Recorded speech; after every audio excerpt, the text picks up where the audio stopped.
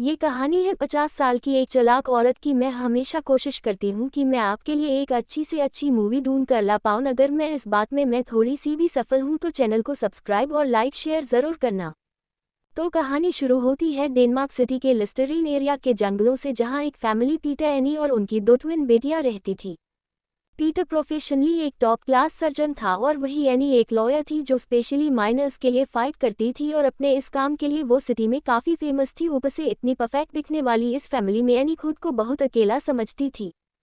तभी हम चार्ली को देखते हैं जो एनी की बेजान जिंदगी में रंग भरने आ चुका था। चार्ली के आने से एनी की दोनों बेटियां उसे वेलकम गिफ्ट में की चेन देती हैं, जो कि शायद चार्ली को पसंद नहीं आया क्योंकि अगले दिन वो की चेन एनी को घर के बाहर मिला।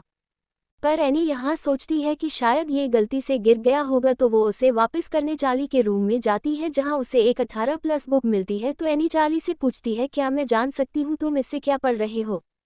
तो इसमें चार्ली एकदम डर जाता है, पर एनी वहाँ पर मुस्कुराते हुए उसे वो बुक वापस दे देती है। कुछ दिनों बाद एनी जब अपने ऑफिस से घर लौटी तो उसने नोटिस किया कि घर पर चोरी हो गई है, जिनमें वो कीचेन भी शामिल था। पर अगले ही दिन लॉन्ड्री करते हुए एनी को वो कीचेन चार्ली की पेन से मिलता है, जो इसका मतलब था वो चोरी चार्ली ने की है। चार्ली शुरू से ही नोटोरियस टाइप का लड़का था, तो एनी को उसे सुधारने का इससे अच्छा मौका तो कभी नहीं मिलता। तो वो अपने लॉयर वाले अंदाज में चार्ली से कहती है, अगर तुम चाहते हो तुम्हारी इस हरकत के बारे में किसी को पता न चले तो तुम्हें सारे फैमिली फंक्शंस में, पिकनिक्स में शामिल होना होगा। इसके लिए चार्ली मान जाता है और अगले ही दिन पिकनिक में वो अपनी दोनों बहनों के साथ बहुत एंजॉय करता है।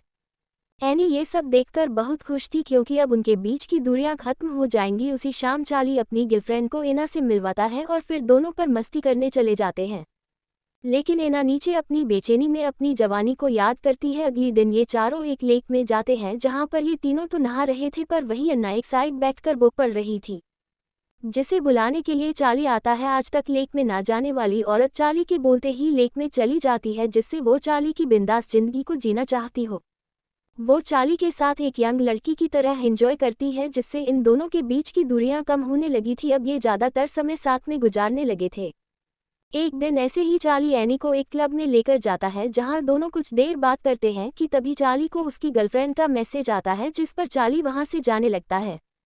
पर एना उसे किस कर देती है। एना का ये बिहेवियर चार्ली के लिए थोड़ा सा वियर्ड था, पर वो इसे मदर लव समझकर वहां से चला जाता है। लेकिन मदर लव वाली लाइन तो एना कब की क्रॉस कर चुकी थी, क्योंकि घर में खेलने वाला एक मामूली सा गेम हाइडेंसी में चार्ली का टच भी एना को रोमांस से भरपूर लगता है, क्योंकि अब तो वो अपने रूम से निकलकर सीधा चार्ली के रूम में चली गई, जो देखकर चार्ली एकदम हैरान हो जाता है। पर एनी के तो दिल और दिमाग पर चार्ली छा चुका था और अब वो चार्ली को सेक्स करने के लिए मजबूर कर रही थी, जिसमें चार्ली अपने होश खो देता है और ना चाहते हुए भी एना के साथ वो कर लेता है। और यहीं से इनका एक रिश्ता शुरू हो जाता है, क्योंकि इन्हें जब भी वक्त मिलता है ये जंगल में, घर में कहीं भी शुरू हो जाते हैं। एक दिन ऐसे ही इंटीमेट होकर चार्ली टेप रिकॉर्डर में एना की बातें रिकॉर्ड कर रहा था, जिसमें वो एना से पूछता है, तुमने फर्स्ट टाइम कब और किसके साथ किया था? जिस पर एना कहती है, उसके साथ जिसके साथ नहीं करना चाहिए था, मतलब कि वह भी एक माइनर था। खैर, चार्ली सारी बातें रिकॉर्ड करके उस टेप रिकॉर्डर को रख देता है। उसी शाम चार्ली के दोनों बहनों की बर्थडे पार्टी थी, जिसमें कई लोग शामिल हुए थे और इसी सेलिब्रेशन में एना और चार्ली रोमांस के कुछ पल गुजार रहे थे कि तभी उन्हें एना की बहन देख लेती है, जो एना से कहती है, तुम पागल हो क्या? वो तुम्हारा बेटा है। एना इन सब से बहुत डर गई थी कि जैसे उसकी बहन ने देख लिया, अगर किसी और ने देख लिया तो उसकी इज्जत की तो धज्जियां उड़ जाएंगी। इसी चक्कर में वो चार्ली से दूरियां बना लेती है, जो कि चार्ली को थोड़ा भी अच्छा नहीं लगता और वो पागलों की तरह एक पेड़ पर चढ़कर उसके सारे फल नीचे फेंकने लग जाता है। वहां पर सिचुएशन काफी ऑकवर्ड हो गया था, जिस पर सब लोग चार्ली को छोड़कर चले जाते हैं। तो वो उसी लिस्करीन जंगल में चला जाता है जहां उसे मनाने एनी जाती है और उसे समझाकर वापस ले आती है, जहां पीटर डिसाइड करता है कि वो चार्ली के साथ कुछ टाइम स्पेंड करेगा, जिसके लिए दोनों ही जंगल चले जाते हैं। वही एना अपने घर पर अपनी बेटियों को क्वीन ऑफ द हॉट की स्टोरी सुना रही थी, जिसमें क्वीन का करैक्टर बहुत जालिम था। वो गलती करने वाले को सीधा मौत की सज़ा सुनाती है। ये हमें अगले ही दिन पता चल जाता है जब पीटर और चार्ली जंगल से वापस आते हैं। तो पीटर का बिहेवियर कुछ बदला बदला सा था, जो देखते ही एनी समझ गई थी कि चार्ली ने उसे सब कुछ बता दिया है, जिसपे वो पीटर को कंफर्ट करती है कि चार्ली ने तुम्हें जो भी बोला है वो सब झूठ है, और अगर तुम्हें मुझ पर भरोसा नहीं तो मैं अभी के अभी इस घर को छोड़कर चली जाती हूँ। जिस पर पीटर एकदम कंफ्यूज हो गया था कि वो किसकी साइड ले। इसमें एनी अपने लॉयर वाले अंदाज में हुक्म का इका फेंकती है। और वो पीटर से कहती है कुछ दिनों पहले जो चोरी हुई थी वो चार्ली ने की है। जो सुनते ही पीटर एनी पर भरोसा कर लेता है और चार्ली के एकदम खिलाफ हो जाता है, क्योंकि वो शुरू से ही एक नोटोरियस टाइप का लड़का था। जिस पर पीटर चार्ली को एनी से माफ़ी मांगने को कहता है, पर चार्ली ने कोई गलती नहीं की थी, इसलिए वो एनी के मुंह पर थूक कर वहाँ से चला जाता है।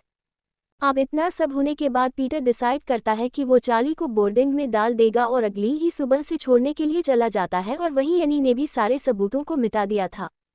लेकिन कुछ दिनों बाद चार्ली अपने बोर्डिंग से भागकर सीधा एनी के पास जाता है, तो एनी उसे कहती है तुम एक माइनर हो और तुम्हारी बातों पर कोई भी भरोसा नहीं करने वाला, और मैंने सारे सबूतों को भी मिटा दिया है।